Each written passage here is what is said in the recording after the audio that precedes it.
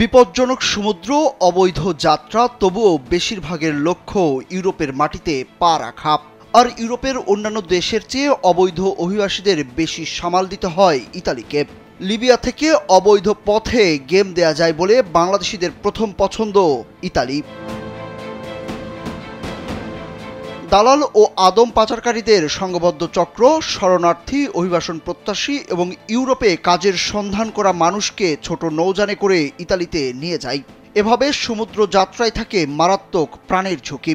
প্রতিনিয়ত দুর্ঘটনা ও মৃত্যুর ঘটনা হচ্ছে সংবাদ শিরোনাম। ভিন্ন দালালদের খপ্পরে পড়ে তাদেরকে যে বিষয়গুলো ফেস করতে হয়, এটা খুবই বিপজ্জনক। কারণ আপনি সমুদ্র করে আসলে সেটা আপনার মৃত্যু ঝুঁকি থাকে। ইডেন বে কক্সবাজার সমুদ্র সৈকতের উপর নিজেদের একটি ঠিকানা। মাত্র 5 লাখ টাকায় আপনিও হয়ে যেতে পারেন এই হোটেলের মালিক।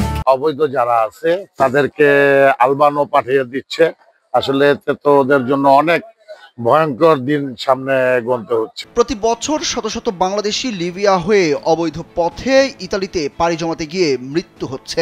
কারো কারো খোঁজ মিললেও অনেকেরই সলিল সমাধি হয় সাগর পাড়েই।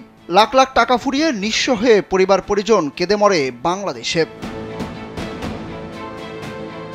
তবে যে পথেই আসুক না কেন, শেষমেশ বেশিরভাগ বাংলাদেশি অভিবাসী ইতালিতেই স্থান নেয়।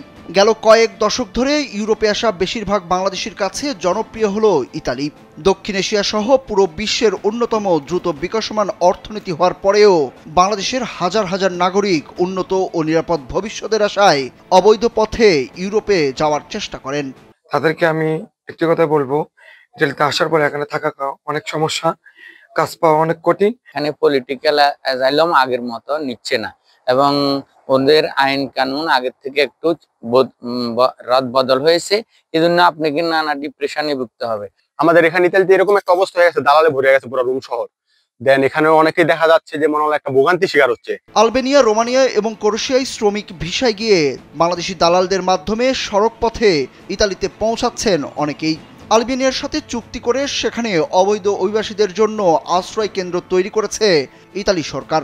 আন্তর্জাতিক জলসীমা থেকে আটক করা অনেককে আশ্রয় কেন্দ্রে পাঠানো হচ্ছে। গেল কদিনে বেশ কয়েকজন বাংলাদেশি সহ অনেক অবৈধ অভিবাসীকে সেখানে পাঠানো হয়েছে বলে জানা গেছে। অবৈধ পথে ইতালিতে না আসার পরামর্শ দেশটিতে বসবাসরত প্রবাসী বাংলাদেশিদের। যারা অবৈধ পথে আসছে তারা আমার হিসেবে না আসে ভালো। কারণ হলো আসার পরে 4-5 বছর কাগজের জন্য লেগে যায়, তারপরে আপনার থাকা খাওয়ার সমস্যা হয়ে যাচ্ছে, বাসা বাড়ি এখন পাওয়া যাচ্ছে না ইতালিতে। একটা পর একটা নতুন নতুন ল তৈরি করতেছে, যেটা হচ্ছে আলবানিয়ার যে ক্ষেত্রে এটা নিয়ে এখনো চলতেছে। এবং সেদিন যে জাহাজটা এখানে আসছিল প্রায় 29 জন কতজন, সেটাকে পুশ করা হয়েছে আলবানিয়াতে। ইতালি সরকার নতুন করে একটি আইন আনার চেষ্টা করছে, সেটা হচ্ছে যে তাদেরকে যারা ইলিগাল আছে তাদেরকে আলবেনিয়াতে পাঠিয়ে দেওয়ার জন্য। ইতালির স্বরাষ্ট্র মন্ত্রণালয়ের দেওয়া তথ্য অনুযায়ী এই আশ্রয় প্রার্থীদের অধিকাংশই বাংলাদেশ, সিরিয়া, তিউনিসিয়া এবং মিশরের নাগরিক।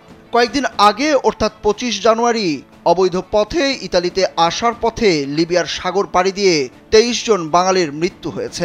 তার মধ্যে মাদারীপুরের 10 জন এবং নরসিংদী জেলার 6 জনের পরিচয় পাওয়া গেছে। সুরুজ আহমেদ, কালবেলা।